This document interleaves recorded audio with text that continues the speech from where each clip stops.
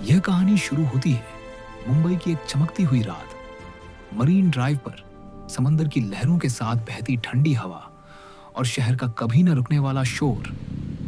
एक काली बाइक आकर रुकती है। मोनू का चेहरा सामने आता है, आंखों में आत्मविश्वास और दिल में कोई पुराना झकाव। तभी उसके सामने सिया आती है, सादी सफेद पोशाक में, चेहरे पर शांत मुस्कान और आंखों में एक अनकहा रहस्य।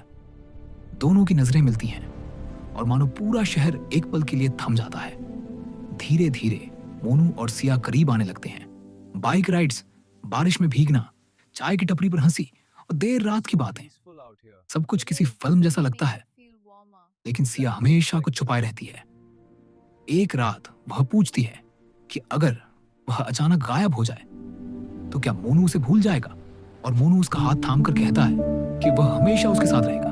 लेकिन सिया चुप हो जाती है, जैसे किसी आने वाले सच को पहले ही महसूस कर रही हो।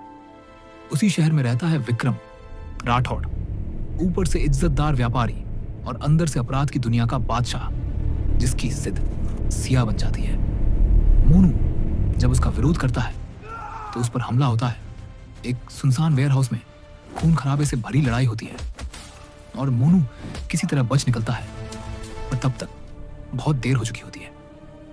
विक्रम सिया को शहर के बाहर एक पुरानी इमारत में बंद कर देता है। घड़ी फिर वही समय दिखाती है, 3:21। सिया शांत स्वर में कहती है कि उसे मारा नहीं जा सकता क्योंकि वो पहले ही मर चुकी है।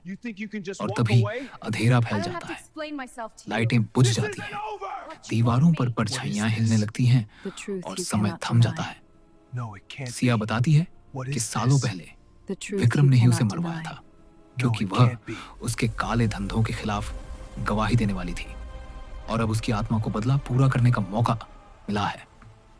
अंधेरे में विक्रम की चीख गूंजती है और सुबह पुलिस को उसकी लाश मिलती है।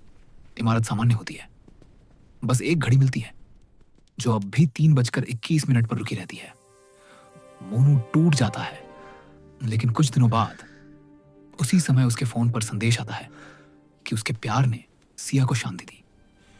आईने में उसका प्रतिबिंब दिखता है और फिर वह रोशनी में घुल जाती है।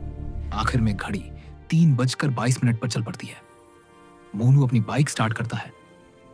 पीछे की सीट पर हल्की सी परछाई और चेहरे पर सुकून की मुस्कान, क्योंकि सच्चा प्यार मौत के बाद भी जिंदा रहता है।